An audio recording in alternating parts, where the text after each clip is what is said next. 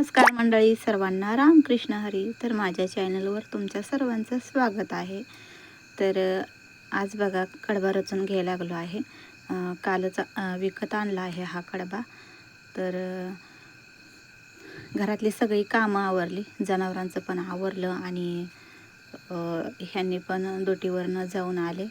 मग थोडंसं जेवण वगैरे केलं आणि म्हटलं चला कडबा रचून घेऊया. खूप ऊन होतं, पण आभाळही करत होतं, कारण पाऊस येण्याची भीती होती. त्यासाठी उन्हातच लागलो होतो कडबा रचायला.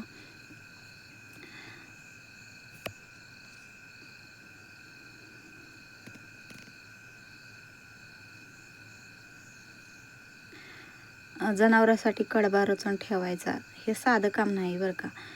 पण खरी गोष्ट सांगायची तर हे काम म्हणजे शेतकऱ्याच्या जगण्याची हमी आहे. कारण कडबा म्हणजे फक्त चारा नाही, तो जनावरांसाठी आधार आहे आणि जनावरं म्हणजे शेतकऱ्याची खरी संपत्ती आहे.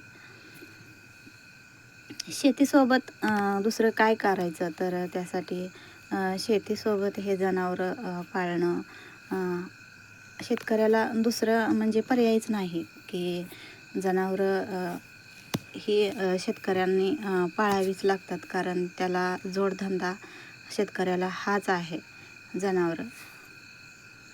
आता सध्या पावसाळ्याचा काळ सुरू आहे. आभाळ कधी भरून येईल आणि कधी पाऊस कोसळेल काहीच सांगता येत नाही.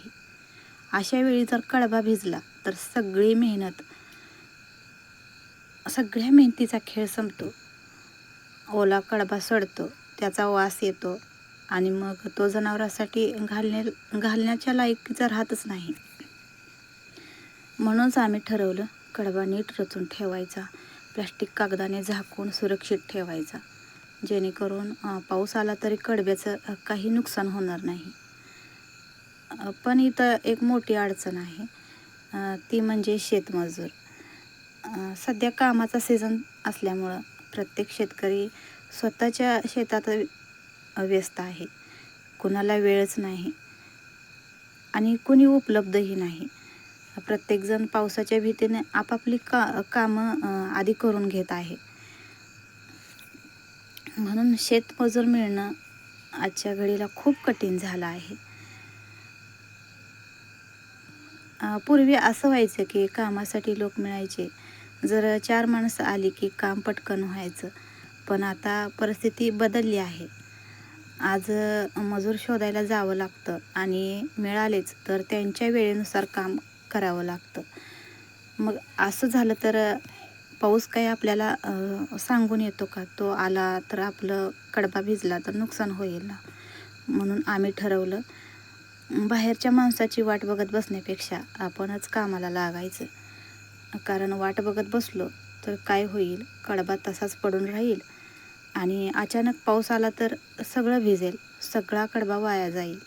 म्हणून आम्ही दोघंच सकाळपासून उठून सगळी घरातली वगैरे कामं आवरली आणि हा कडबा रचायला सुरुवात केली.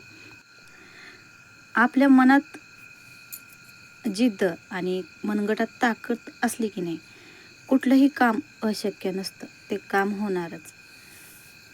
कडबा उचलणं, रचणं, व्यवस्थित थर लावणं, वरून प्लॅस्टिक कागद झाकून ठेवणं, हे सगळं काम दिसायला सोपं असलं तरी खूप कष्टाचं आहे.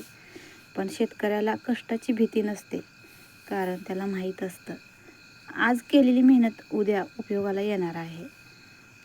हा कडबा फक्त आजसाठी नाही, तर वर्षभर जनावरांना हा कडबा वैरणीसाठी घालावा लागतो, कारण ओल्या वैरणीसोबत वाळलाही कडबा लागतो. त्यासाठी ही धडपड चालू असते. म्हणूनच आम्ही दोघं हे काम इतक्या मनापासून करत आहोत. एवढं कडक ऊन पडलंय, त्या उन्हात पूर्ण अंग असं घामानं भिजलंय, कारण उकाडाही आहे आणि थोडंफार असं आभाळ म्हणजे आभाळाचं कडक ऊन पडलेलं आहे, पावसाचं वातावरण.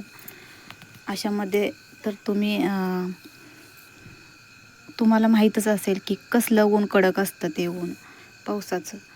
आणि धगही होती, खूप त्रास होत होता. खरं आम्ही तो कडबा रचायचं मनात ठरवलं ना, शेतकऱ्याचं आयुष्य असंच असतं. तो कधी परिस्थितीवर रडत बसत नाही. तो त्यातून मार्ग काढतो.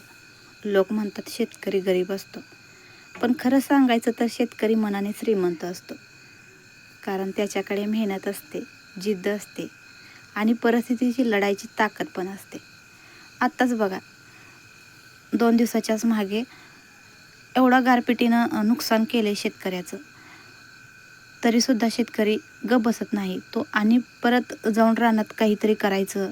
आता नुकसान झाले म्हणून गप बसत नाही. तो आणि काहीतरी करण्याच्या मागं लागतच असतो.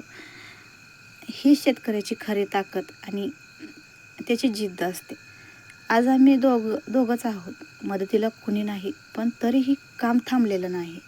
कारण शेतकऱ्याला माहीत असतं आपलं